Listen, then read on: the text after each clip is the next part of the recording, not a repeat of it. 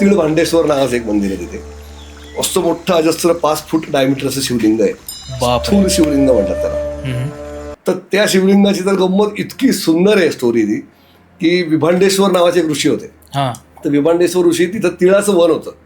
त्या तिळाच्या वनात एक टोपलीभर तीळ आणि एका कुंड्यात पाणी घेऊन ते साधनेला बसले होते, शंकराचं स्मरण करत करत. त्यांची एक साधनेची प्रक्रिया पूर्ण झाली की ती एक तीळ अशी काढून ठेवायची समोर.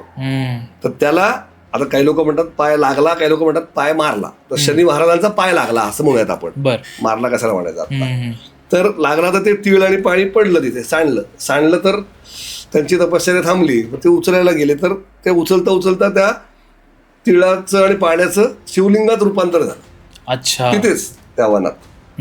आणि तिथे शंकर प्रकटले त्याच्यातच. आणि मग ते विभांडेश्वर ऋषींची साधना एवढी प्रखर होती की शंकरांना यावंच लागलं तिथे.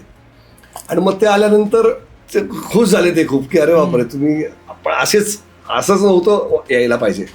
प्रॉपर साधना पूर्ण होऊन नंतर विग्रह स्थापित करून मग तुम्ही आला.